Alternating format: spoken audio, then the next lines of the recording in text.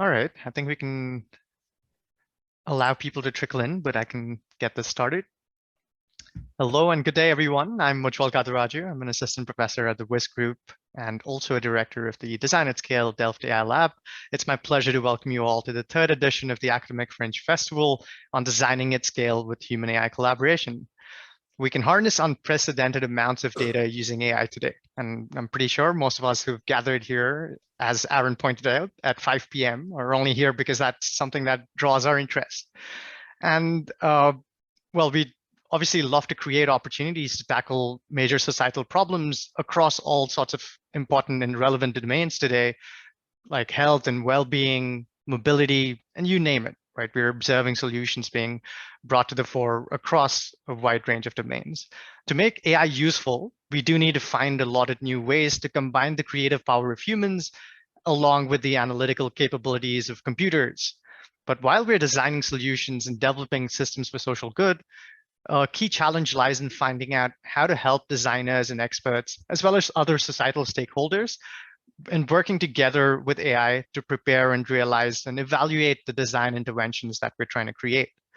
So through the course of this edition of the Academic Fringe Festival, we will discuss these interesting breeds of challenges. Some of you have already attended in the last few weeks. We kicked this off with Ben Schneiderman, Chen Hao Tan, and Juho Kim as well. And we've had an excellent discussion so far on human-centered AI and how we can build better solutions. This week, I'm thrilled to introduce our next speaker in the series, Aaron Huffaker, who will share some of his interesting ideas about a collaborative approach to developing intelligent systems that can leverage the complementary capabilities of designers and data scientists. Now, Aaron Halfaker is a gentleman I've crossed paths with a couple of times, but this is coincidentally the first time we're sharing, well, even digital space, to be fair. He happens to be a principal applied research scientist working in the Office of Applied Research in Microsoft's Experiences and Devices organization. He's also a senior scientist at the University of Minnesota. Aaron's research explores the intersection of productive information work and the application of advanced technologies to support productivity. In his systems building research, he's worn many hats from full stack engineer to ethnographer to engineering manager and several others, but some of his most notable work includes building an open infrastructure for machine learning in Wikipedia that's called ORIS, which I was a pretty big fan of. So I definitely, encourage all of you to take a good look at this. I can go on and on about Aaron's accomplishments. He's also very well known for quite a few of the systems and engineering work that he's done in the past and has, been recognized through tech media as well. But without further ado, let's welcome Aaron over here. Thanks a lot for doing this, and we're looking forward to hearing more from you. Great, thanks so much for having me. I guess I'll get the deck going. Okay, let's see. Okay. Yeah, so today I'm going to be talking to you about this, this concept of design to learn. I already got a great introduction. Thank you for taking the time to cover my work. I'm an applied researcher. That involves a lot of different things, from system building to talking to people to building algorithms. Today, I'm going to talk to you about more of the design side of things. One thing that you'll notice in the deck that I'm showing you is I actually have sticky notes on the slides that generally cover my talking points. And this is, I find, really helpful for people who are balancing remote work while attending a presentation like this. So if you ever got lost about what I'm actually saying, you can kind of take a look at the sticky note, and I'll share this with the folks who are organizing this afterwards. So if you ever want to look back through my slides, you'll see what my talking points were about those slides. So one of the things that I want to call out is there's been some really awesome seminal work in the human-computer interaction space around designing around human AI systems. Specifically, I want to call out this paper from Dr. Yang et al., where they say that designers and data scientists lacked a shared workflow, boundary objects, and a common language for scaffolding their collaboration in building AI-powered systems. And that's something that I want to talk about today, is the progress that we're making in building workflows, boundary objects, and common language to bring designers and data scientists together. So when we're working and envisioning novel intelligence systems, we envision AI performing some type of support, and often this is a novel type of support. We don't often have good data on what people will want or expect, and so it's hard to train the AI to perform as necessary. So often when we build these type of systems, we envision a flywheel where intelligence support gets better through interactions with the user. The user sort of shows the AI how they expect the AI to work with them. When we do this well, we can increase the level of intelligence support that people get over time, but not all the interactions that we might learn from are as useful as others. There's something that I want to call low alignment interactions that are hard to learn from and limit the potential of this flywheel pattern. And we'll see an example of some low alignment interactions later. So I want to start with this question: how do we get highly aligned data from people? How should we approach designing and engineering a flywheel that an AI can learn from? So in this discussion, we'll explore a framework for designing intelligent systems to make the flywheel successful, and we'll call this designing to learn. So at its most basic, an intelligent user experience involves a human user, a user experience, and an artificial intelligence system. So the user interacts with the UI while they're doing some sort of job. The UI provides a set of tools for supporting their work, and the AI provides predictions and recommendations to make their work easier, faster, or more aligned with their goals. So for all of the activities that a user does with the system, intelligent or otherwise, the user applies a set of internal concepts to make sense of the work that they're doing. For example, importance and relevance. As I'm processing my email, I might decide which email is important for me to respond to. This is the idea that I have this notion of importance and I'm applying it to my work. Our job in building useful AIs is to model how users apply these concepts. Due to the limitations of all models, these will be approximations, and that's why I have the shapes on the right-hand side for the AI are sort of rasterized versions of the human shapes. When we do this well, we achieve something that I'd like to call conceptual alignment between the AI and the user. In these situations, the AI does what the user expects. It applies the user's concepts in ways that are familiar to them, and thus it's more useful in supporting their work. The more aligned, the more the user can trust the AI that's working to support them. Users can show an AI how to align with their expectations through their behavior. Interactions with the user interface can produce telemetry or log data that can train the AI's models. In order to arrive at these highly aligned models, we need telemetry or log data that provides highly aligned, unambiguous data. So we'll call this data alignment, data that's aligned with the user's concepts. And in order to get highly aligned data, we need highly aligned interactions to serve as examples for the AI. And designing interactions that are intended to be learned from is a somewhat novel concept, but we'll see some examples where this is already being applied. So I'm borrowing a lot of terminology here from the literature around machine teaching that talks a lot about users' concepts and how they convey them, and the concept of human AI alignment, which I really like how it's covered in this book, The Alignment Problem by Brian Christian. I highly recommend both of these literatures to anyone who's considering flywheel design strategy, as they provide useful background terminology for the framework that I'm about to discuss. One other bit of inspiration that I want to call out is this essay written by Eugene Wei, describing how the user experience of TikTok is designed to gather data and refine the AI that ranks content for the user. I want to give a little summary of some of the bits from this essay that I think were really inspiring. So the TikTok user experience shows you straight up video that actually automatically starts playing with a really simple display, heads up display on top of it.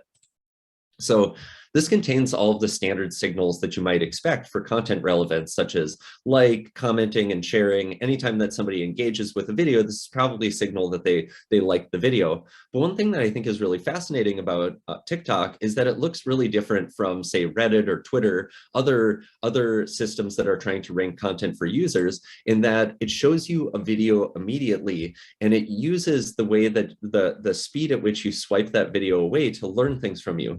The experience encourages you to swipe the video away quickly if you don't like it, or to stay and watch the video if you do. And the algorithms can then interpret how much you like the video from your dwell time. So if you swipe away quickly, you're essentially saying, I don't like this. And if you dwell for a little while, you're saying, I like this. And this is a really interesting design strategy because it's designed to make sure that your natural interactions with this, whether you're intending to train the algorithm or not, will give useful data for showing how your internal concepts are shaped, at least your internal concept of this is entertaining, this is relevant to me.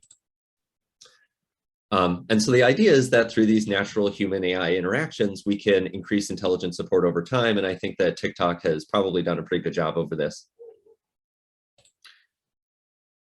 Okay, so I want to call this out that designing TikTok this way makes users' preferences visible through their behavior. And I want to call that out because I want to start asking questions about how do we think about this?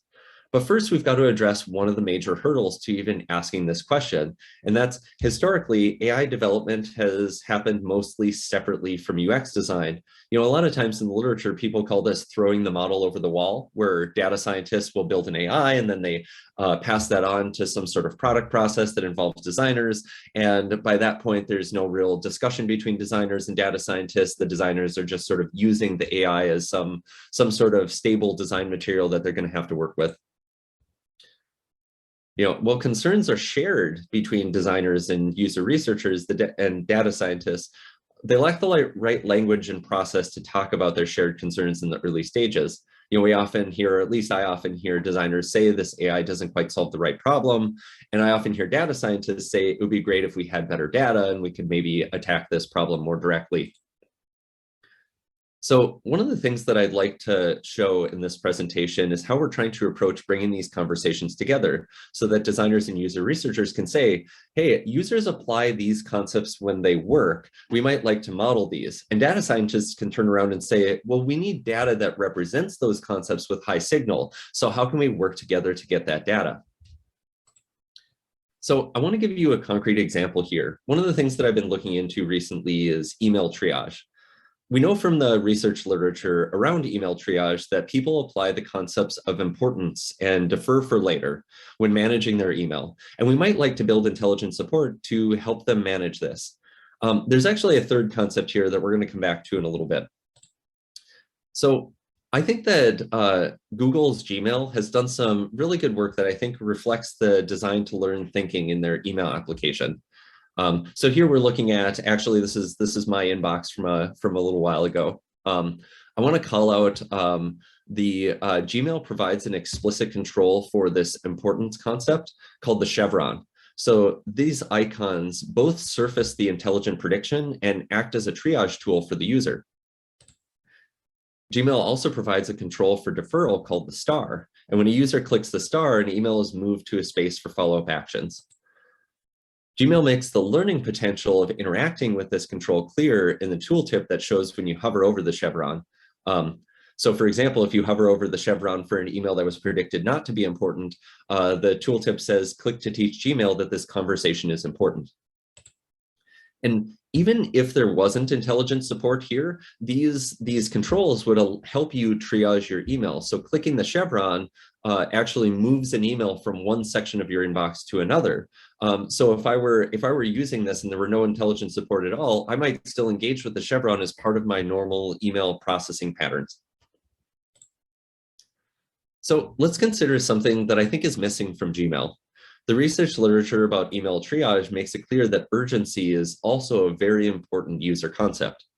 So one of the ways that we might approach this is by looking at available telemetry or log data. For example, we might look at the behavior of a quick read and response, that if you open your email, you immediately open this particular email and you respond to it immediately.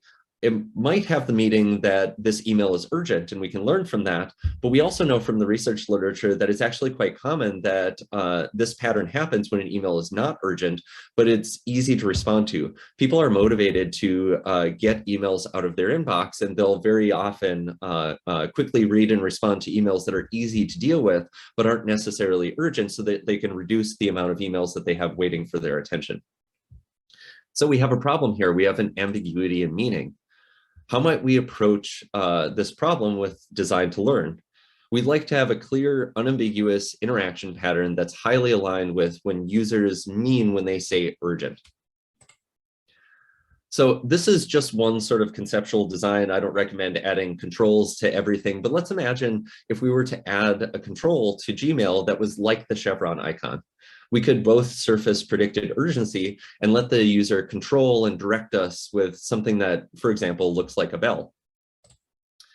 This can drive notification behavior. A user might want to help the AI learn what is urgent because it would potentially reduce the interruptions and help the user ignore their email between periodic checks.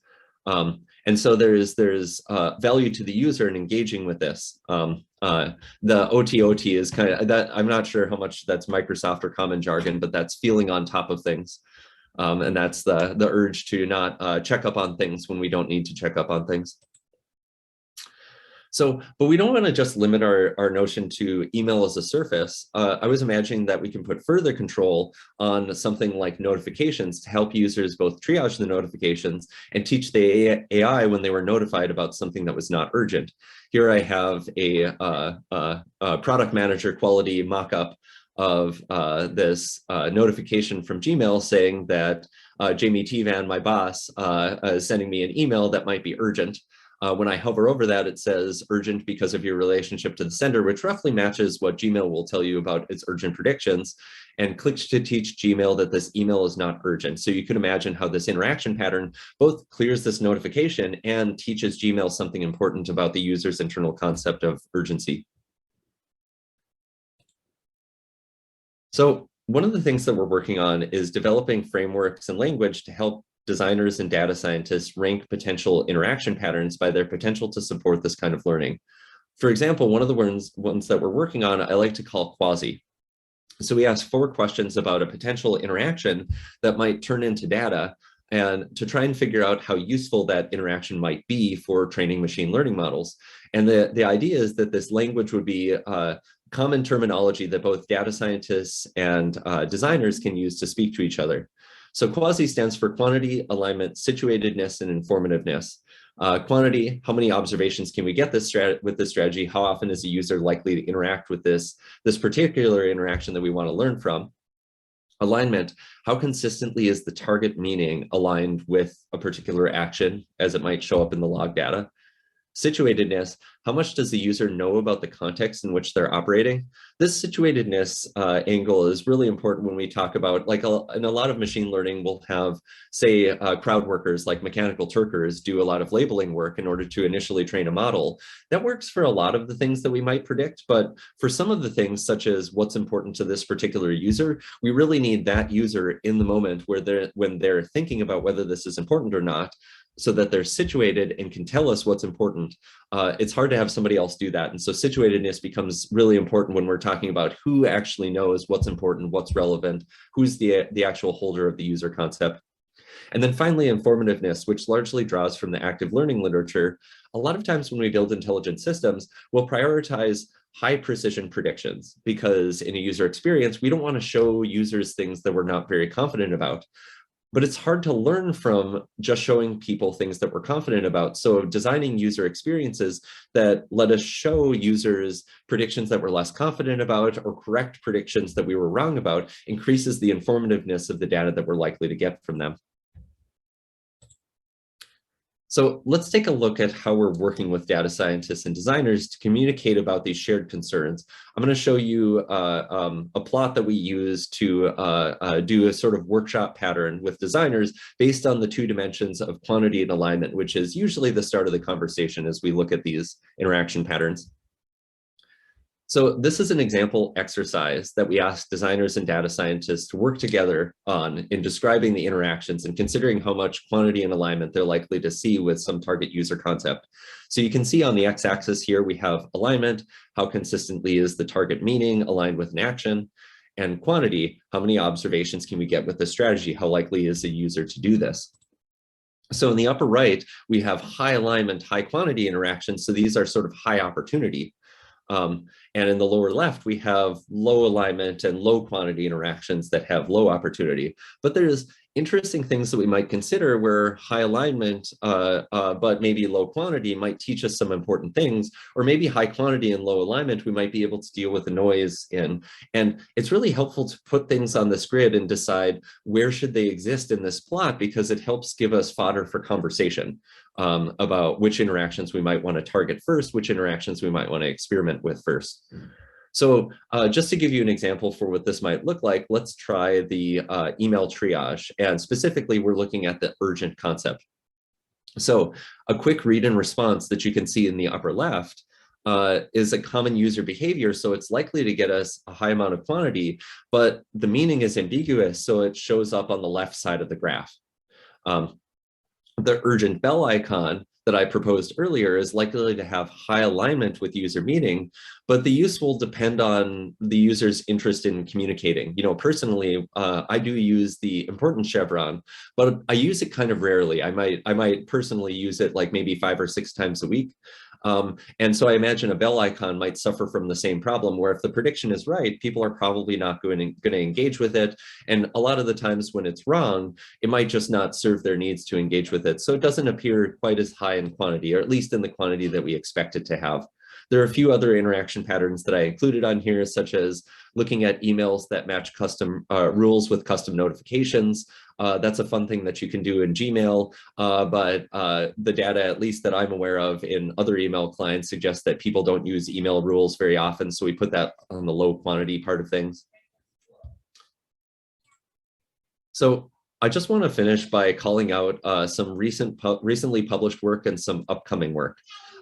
So recently, a lot of the publications that I've been doing with my collaborators that have been going to the CSTW conference have been looking at how people come together to decide what concepts are important and how do they align on those concepts. So for example, we have a publication from 2020 about this ORS system that involves communities of Wikipedia editors talking about what user concepts are important to them, and then evaluating predictions to see if the predictions align with their shared concepts that are important for editing Wikipedia. And we've been experimenting with trying to find novel ways to look at behavioral patterns in order to extract these user concepts from natural behavior, rather than expecting people to, for example, label things or purposefully tell us what they think and expect. And then as I was saying before, turning those models back around and then asking the users, like, does this represent the concepts that you expect?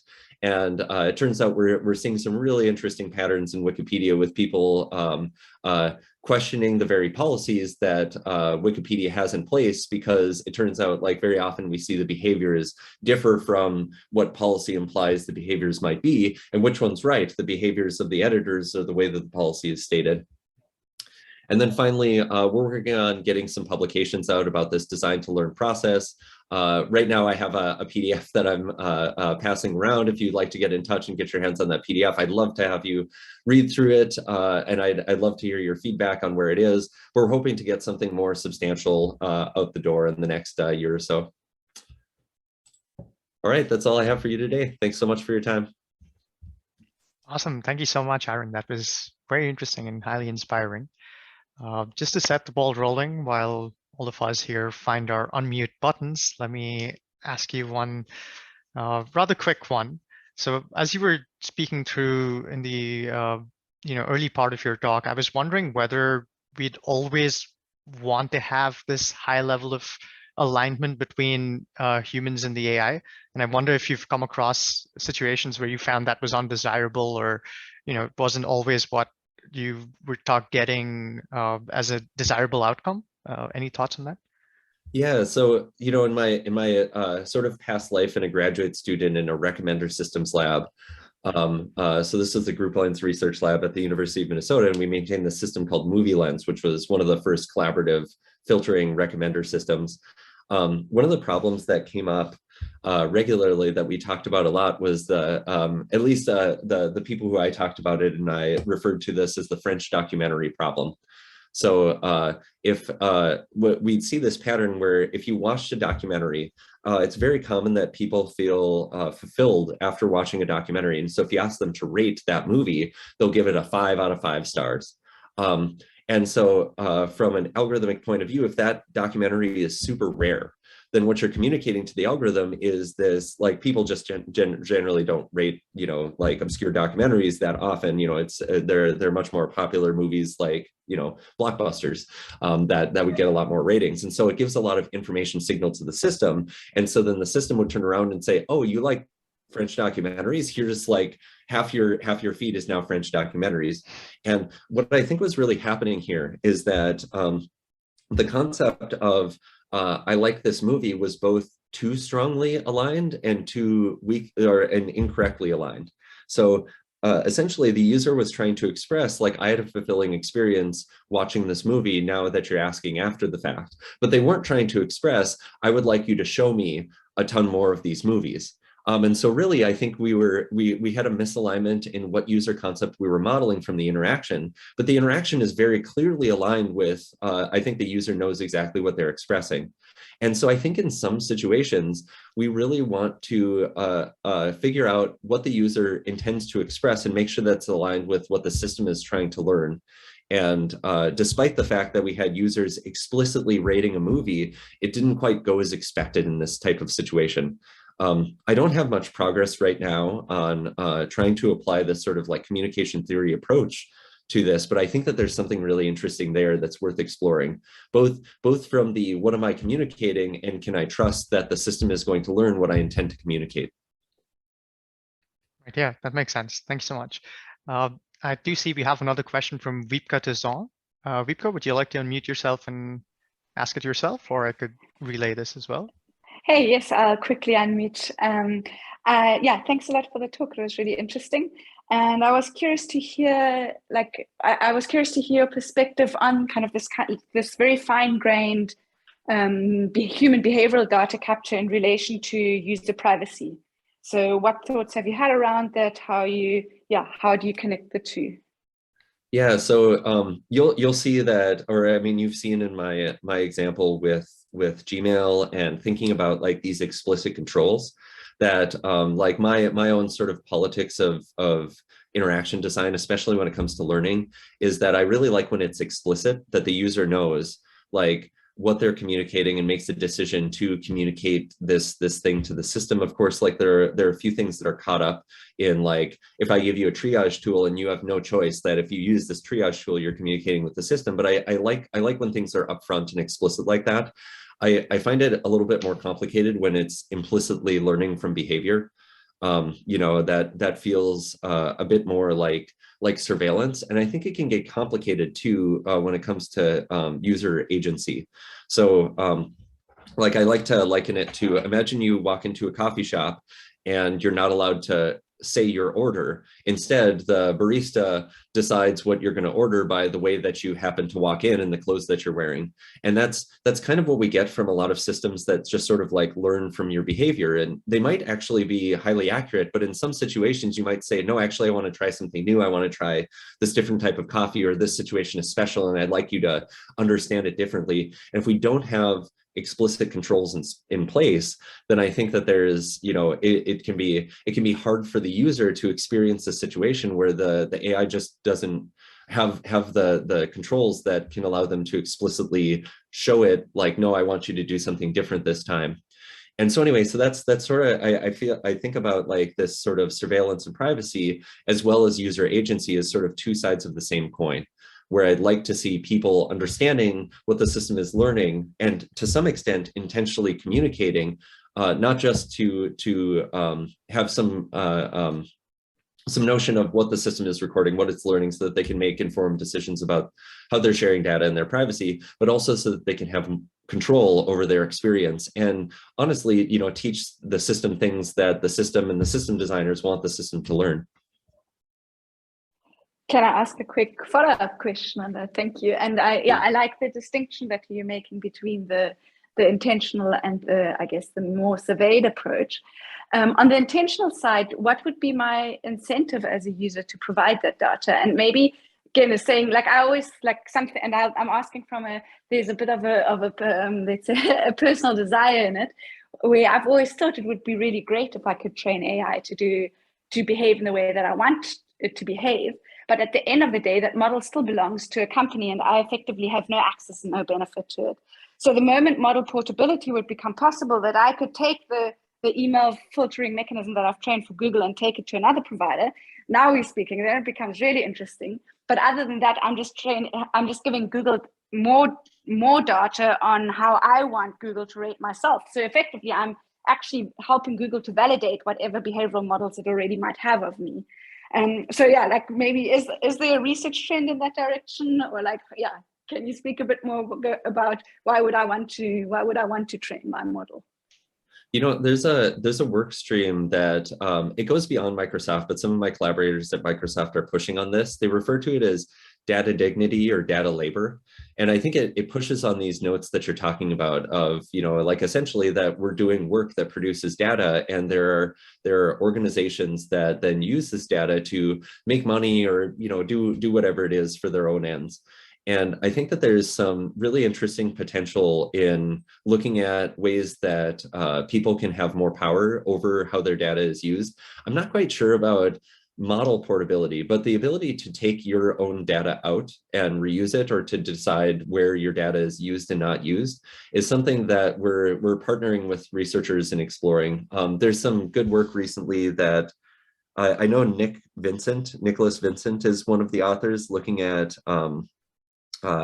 data boycotts and how effective they can be on like large language models and that sort of stuff. And it's pushing in this direction that you ought to own your data, and that you ought to have control over that. It's hard as an individual to have much power in this situation. Like even when it comes to training a model, your own individual data isn't enough. Like a lot of the times these models they're few shot learning models where they're trained on like huge piles of sort of everybody's data or the internet.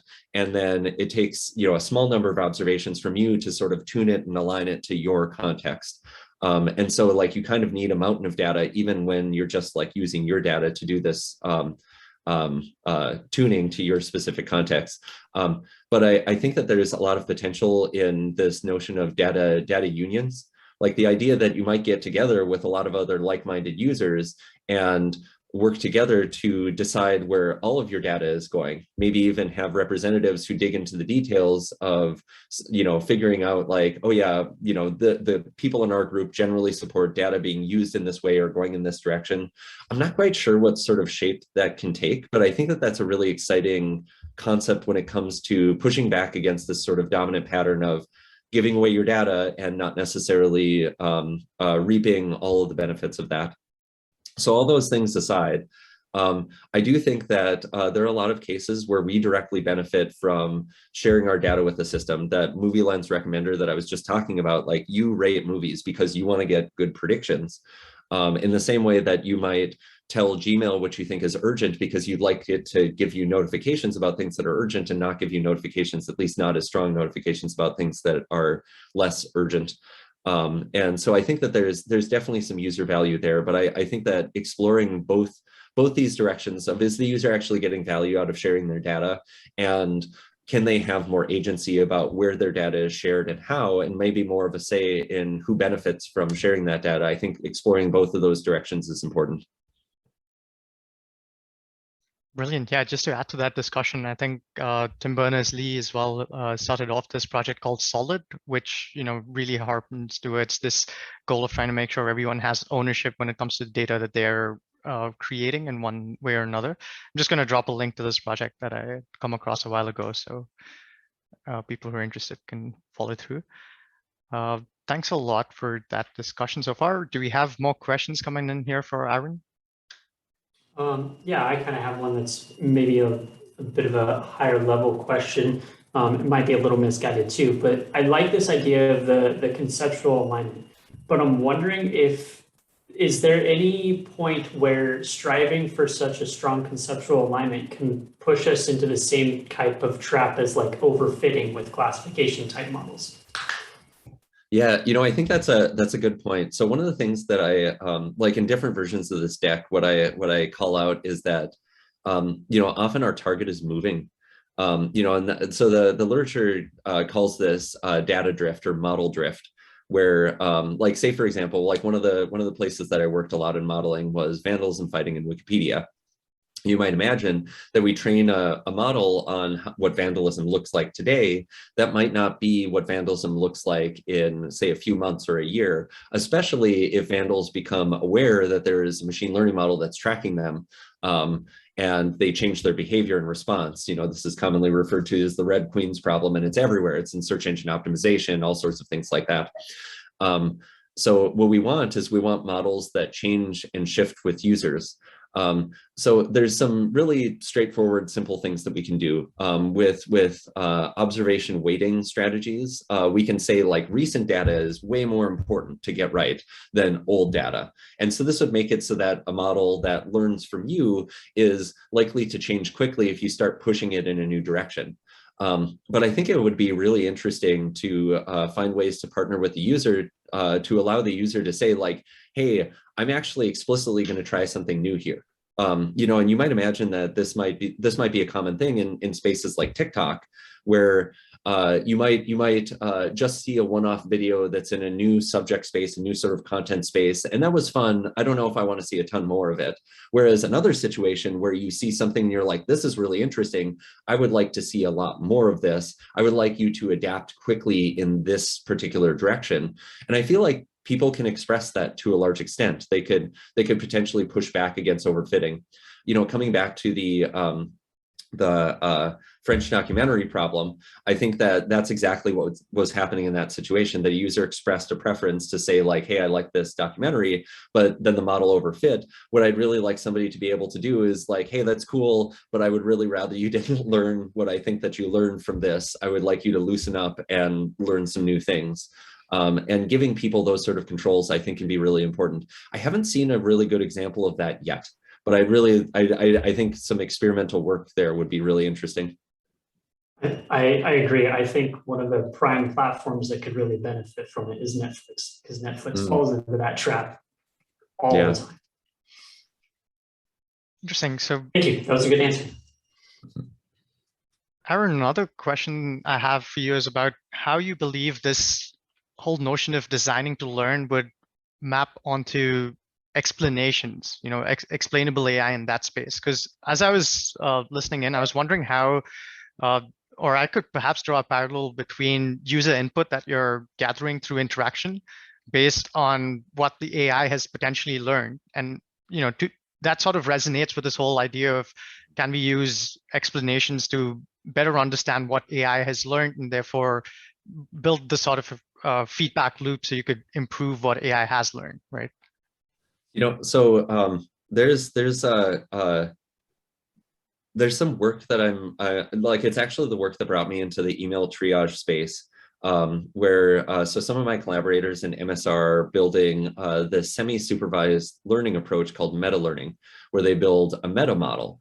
So what a meta model does is it takes implicit behavior, you know, such as, like, when we're talking about email, like a quick read and response might imply a label. It might imply that, oh, this email is urgent, or at the very least, this email is important. I think that we can probably confidently apply that label. And what they do is they actually learn that model. So they'll take very sparse interactions that the user has had that explicitly says this email is important, and learn what sort of behaviors led to that explicit label. And then they apply that model to all of the data that's unlabeled. And that turns into the labeled data set that we use to actually train a classifier that might say this email is important, this email is unimportant. But that meta model is totally hidden from the user. And I really wonder what we might do by making that more explicit. So, like, imagine a situation. I hypothesize, or let's take TikTok. So I hypothesize that the quick swipe up means that I didn't value this video.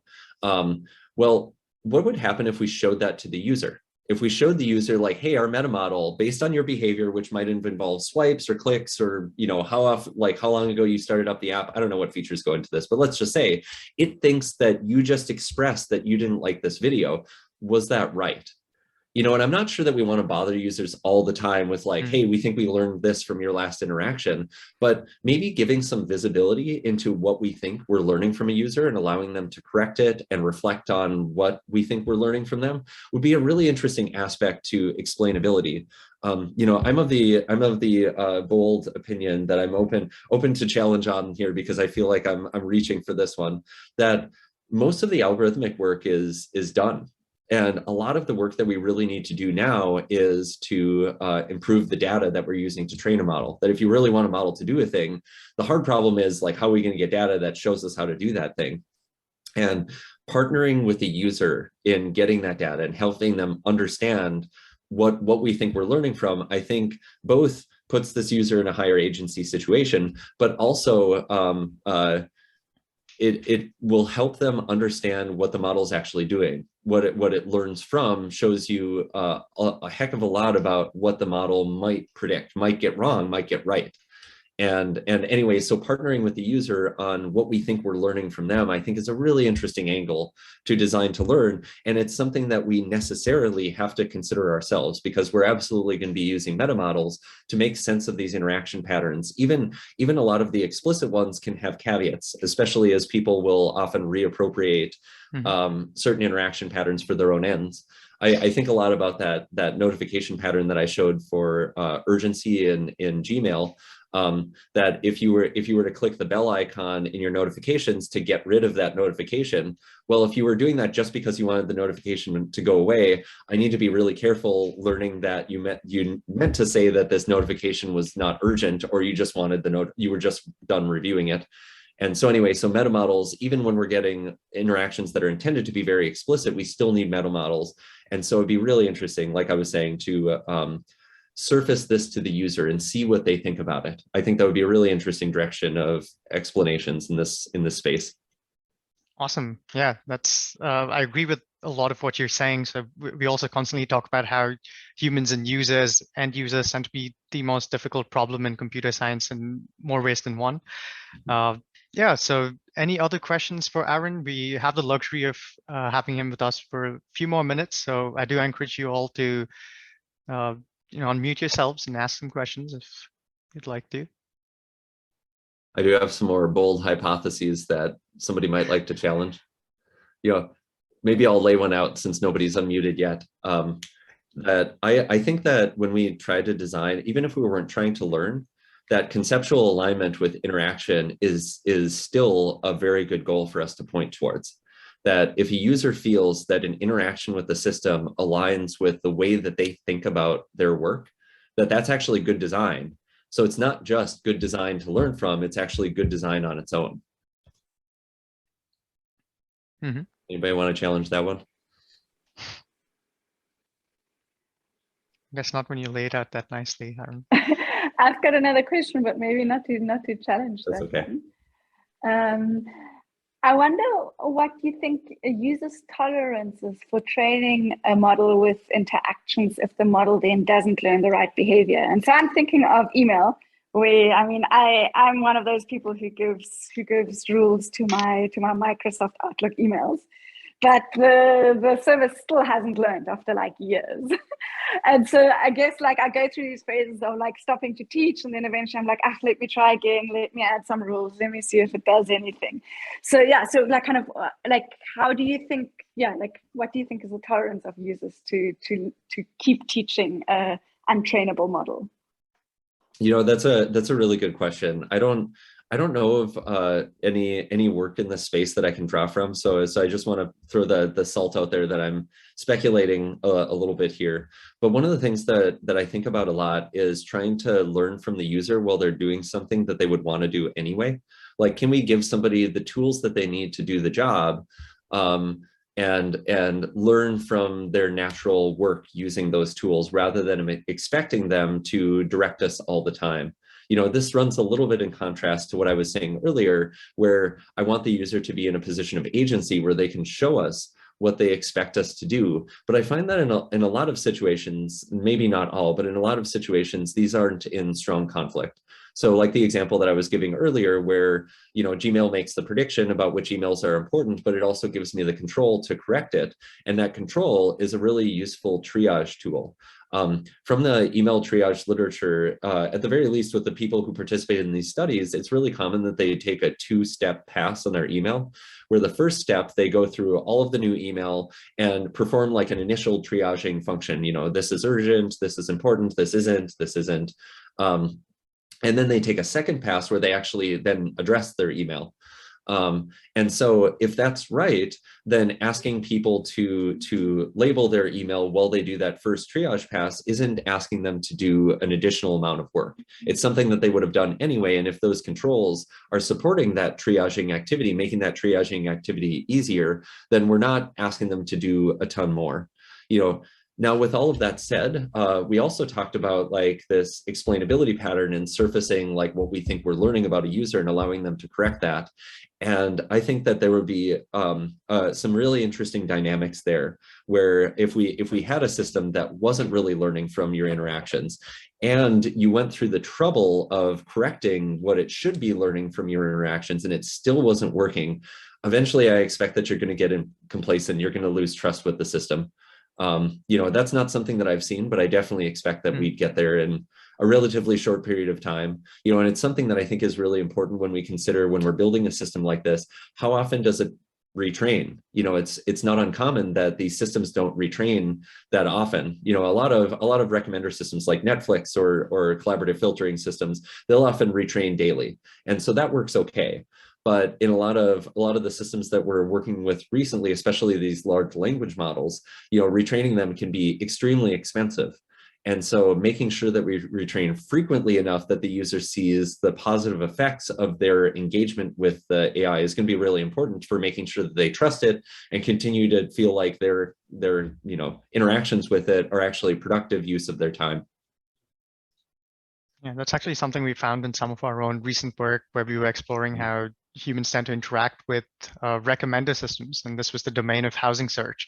And when we, experimented with a system that was actually learning and communicated this to the user with respect to those that weren't learning systems, it made a big difference with respect to how much the users ended up trusting the system when they had to make a decision on some advice they were receiving, right? So yeah, that does make a lot of sense to me. Yeah, that makes sense. Yeah, just this whole notion of a system that's learning, right, apparently changes everything. Even if it gives you an outcome that is suboptimal, the fact that you've invested some time and energy and that has amounted to something apparently is something that's quite important for a user who's providing solicited input. Yeah, that makes sense. I was just trying to take a quick look at my notes. I do have a broader question as well, Aaron. So I was wondering about how we can explicitly create. So you've been saying a few things about how this could potentially map onto explainable AI frameworks as well. And I was wondering whether this element of interaction itself is something that should be looked into a little further, where we can use, in all kinds of diverse contexts in which explainable AI is currently being studied. Can we try and rope end users into the loop to improve the quality of explanations that are being generated? So for now, I'm grossly generalizing and simplifying, of course, but I think predominantly the literature that exists in the space has looked at explanations as being, a single output that the end user can digest to try and serve whatever the utility function of this explanation is, right? But what if you could, as opposed to looking at it as a single shot explanation, allow for that explanation, or therefore the understanding of the utility function, to evolve through multiple interactions? Is that something that resonates with you? One of it doesn't cover the whole question, but one of the spaces that I think is really exciting recently, I have some collaborators in MSR who are pushing on this notion of interacting with a large language model through refinement and explanation. So for example, let's say we use a big language model like GPT-3 to summarize a chunk of text. And it does okay, but it's not perfect. Well, we can do another iteration with the user and say, well, let's clean up the summary and explain what we did and why we did it. And then we can use that data to then train models to not just summarize, but to explain why they summarize certain pieces. By training those models, how people tend to describe the summarization activity. And I think this is really interesting. So there are a lot of scenarios where summarization, is handy, like writing assistance for scanning through. You might imagine in an email scenario where if somebody writes you a long email, we might produce an automated system that then generates a summary for you. And you might be interested in fixing that summary.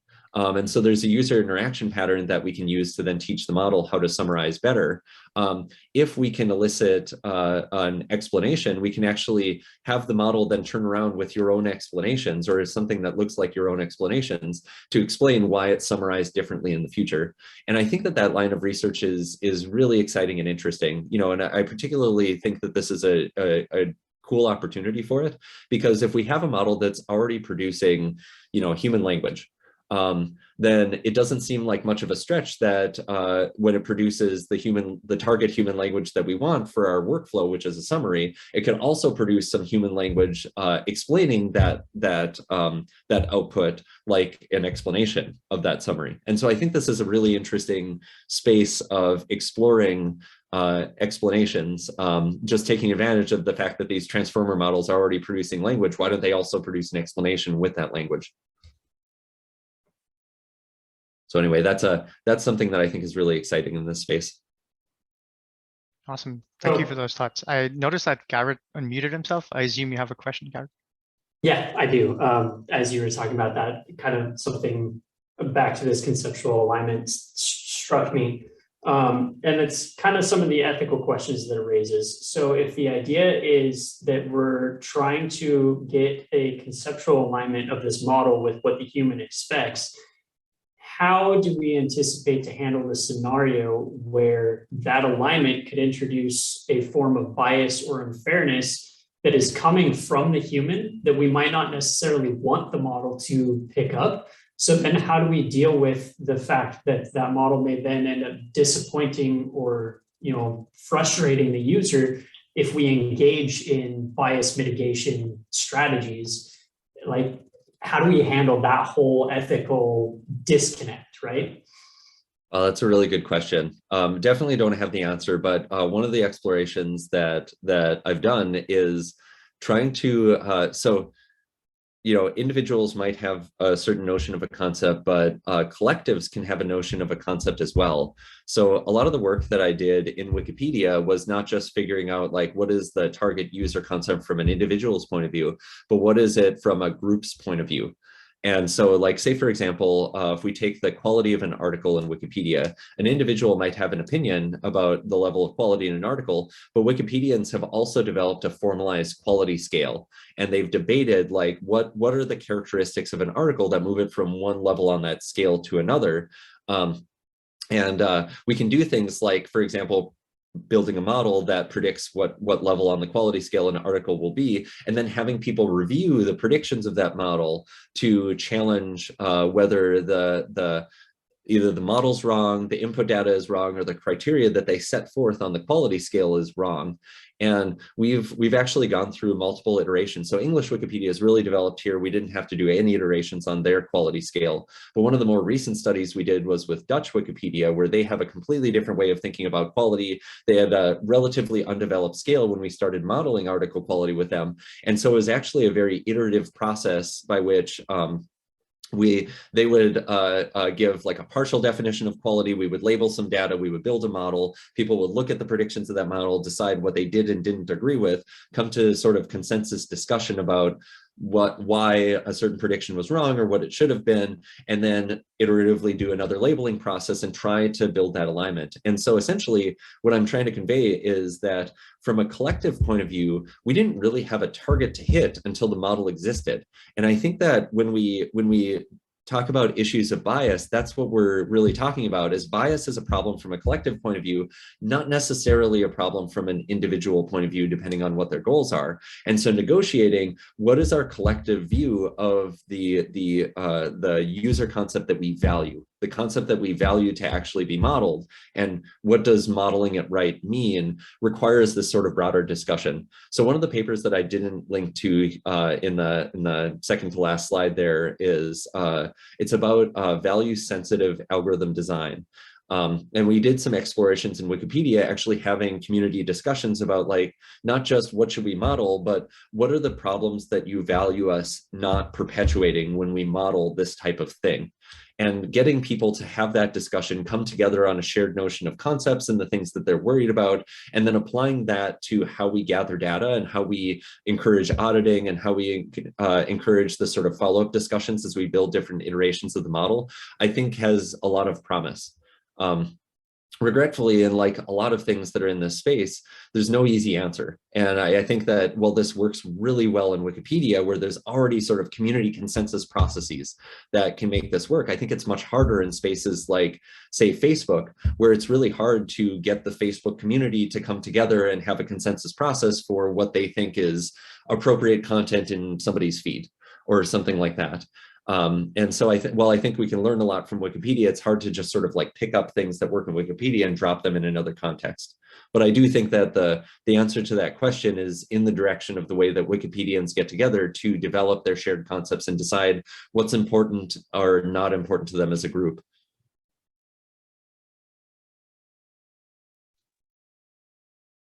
Awesome. Yeah, that makes a lot of sense. Well, one last piece of encouragement for everyone here to ask Aaron another question. Otherwise, we'll thank Aaron for being so generous and gracious with his time and indulging in a pretty long discussion, which I thoroughly enjoyed. Thank you so much for being here with us today, Aaron. I don't see any signs of more questions coming your way. We'll try and be bang on with the slot that we had. Thank you so much. This was a really interesting and engaging discussion, and it was a pleasure hearing the wonderful ideas you have here, Aaron. Brilliant. Wonderful. Thank you for having me. Thank you so much. And just as a quick reminder to everyone else who's still around, this series rather at the Academic Fringe Festival will continue on. Next Monday, we have Nitya Sambasivan, who's going to join us, and she'll talk to us about the myopia of model centrism. I think it's actually a pretty cool segue considering where this conversation led us towards. And well, Nitya Sambasivan is a socio-technical researcher whose work is in solving all kinds of interesting, hard, socially important design problems. And she's focused most of this in the space of marginalized communities in the global south. So do join us for that. Thank you so much, Aaron, once again. And this is the Academic Fringe Festival. See you around.